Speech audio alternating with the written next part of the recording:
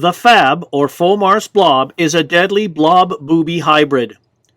The translucent nature of Jelly Fritz takes this proven attractor to a whole new level.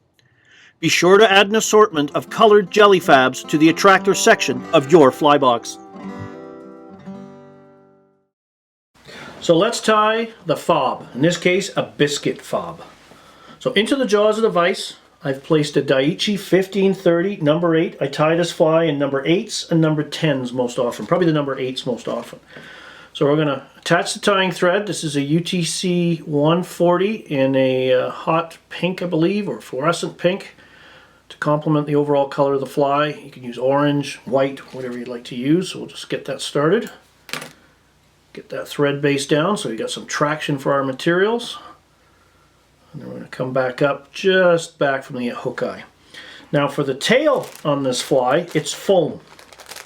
Hence the fly's name, a Foam Arsed Blob. This is a blend of a booby and a blob. So for the tail, I'm going to use some foam cylinders. There's some pink ones here. I get these from Canadian Llama, a great online source. They get them from our friends over on the Great Britain, the Frozen North Fly Fishers, F&F. Or Frozen North Fly Fishing, I think, one of those two. Hot pink, white, there's other colors you can use too. I'm going to use a hot pink because it complements the overall look of the fly. I've taken one of the foam cylinders and I've cut it in half, and then I'm going to cut it in half, or at least cut it up the middle, the same distance as the hook is long, the hook shank. So I'm just going to come in here with my scissors as best I can. Make a reasonably balanced incision up the middle and split it just like that. And what we're going to do is take that split and sort of push it around the hook shank right up to where our thread is tied, and pinching it. Going to go around like deer hair, once, twice, and now I'm going to pull tight. And by enveloping the foam cylinder with 2 wraps of thread, when I pull tight, it just collapses all around the cylinder itself, and then doesn't cause it to spin around on the shank. And we'll just get that started, and then we're just going to secure it. Whoops, I'm pushing down on the vise here a bit, and work that right back to the tail position, about halfway between the hook point, the crushed down barb and the hook point. And now we can come back and forth and just go back and forth a couple times to really compress the foam down. And it's tied in there well and true. Alright, and then we're going to trim the foam cylinder. Just about half, 3/4 of the shank length is fine. The longer the tail, the more buoyant it is. And that's done. Now for the body, we're going to tie this in. And there's lots of body choices here. And we're using a new type of Fritz called Jelly Fritz. It's more translucent than your standard Fritz material that we've been using on boobies and blobs for years, so it gives some really unique translucent looks. And that's where the jelly comes from. It reminds of the English candy, a jelly tot. So this is the biscuit color. It's kind of a pastel pink. Some other great colors as well. Marshmallow pink, your blushing sunburst, some great colors. Atomic yellow, and of course you can always tie these in probably the most popular color scheme out there, the sort of the atomic yellow mixed with this safety orange that forms your basis of your tequila series of flies. Yellow butt with the safety orange front body on it. Lots of color combinations. So what we're going to do is, the best way to work with any of the Fritz materials or the brills is to soak them. So I've had off camera had this biscuit colored soaking in water, and it makes it just so much easier to work with, and you can form the dense packed bodies that you need. So what we're going to do is just strip away the fibers off one end of the chenille, just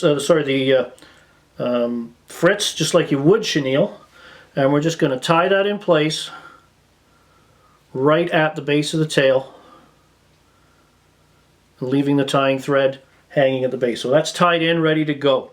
Now to give it a little bit more glow and to augment the translucent nature of the fly, we're going to put an underbody, a Mirage opal tinsel over top of everything. Because when this fly gets wet, it shines right through, and this just helps pop it out. I got that tip from the folks at Frozen North on their some of the demonstrations they've done with their Jelly Fritz material. And we're just going to take that right up to the hook eye, and now we're just going to make close touching adjacent wraps. If there's a few gaps in between, it's not the end of the world, but just get that sort of inner glow going with the Mirage Opal Mylar.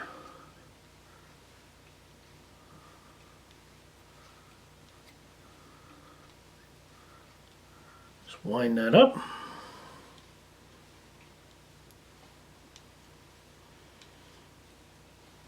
And then we'll tie that off. You got to be careful not to crowd the hook point if we can. Sorry, the hook eye. Trim away the excess. And now this Jelly Fritz is still soft, and we're going to twist it a little bit so we can get these, it's kind of the fibers more or less protrude on one side of the Fritz. So we're just going to come up and get one good solid wrap, and then I'm just going to place one wrap directly in front of the other. You're trying to pack this in as tight as you can, and this is where having the material soaked through really helps, because this is dry, it'd be tough to control, wants to fly anywhere. And you can use this trick whenever you're tying any fly out of the Fritz line of materials, including your blobs and your boobies. And you're just going to stroke that back all the way. And of course you could tie this off and add a a complementary or a contrasting other color, but we're just going to make this a solid color biscuit fab. And we're just going to keep winding like that all the way up. And the other beauty of having it moistened like this, you're not going to trap as many errant fibers as you would if this material was dry. So we're going to come right up, just pack this right in as tight as we can. We'll get one more wrap in there. And then what I'm going to do is I'm just going to see how I've held that sideways. That way I can zigzag, work the thread in between the fibers, how they line up. And then we can come in, trim off the excess. And because the fibers are still wet, we're just going to build up a neat, tapered thread head. I think we've got one little errant fiber there. The fish won't mind, but we do. We're fussy, so as if the fish can see that detail. And then we're going to take our tying thread, pull down a length, and I'm going to apply some brushable super glue to the thread.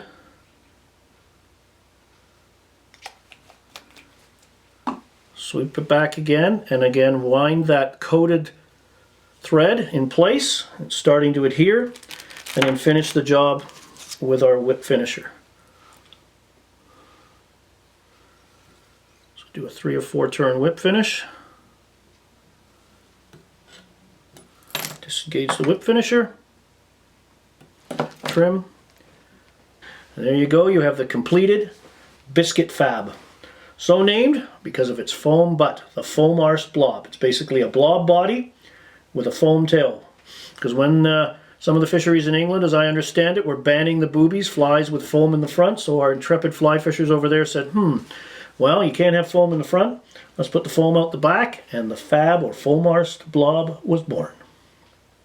For more information on fly fishing, and stillwater fly fishing in particular, please visit my website at flycraftangling.com. Here you will find fishing tips, fly patterns, articles, information regarding my seminars and schools, along with links to my blog and mine and Brian Chan's online stillwater fly fishing store. You can also visit our store directly at stillwaterflyfishingstore.com. While you're visiting my site, please join my mailing list to receive my educational newsletters. You can also follow me through my social media channels. Don't forget to subscribe to my YouTube channel if you haven't already, and give this video a like. Please take the time to watch my other videos as well. Thanks for watching.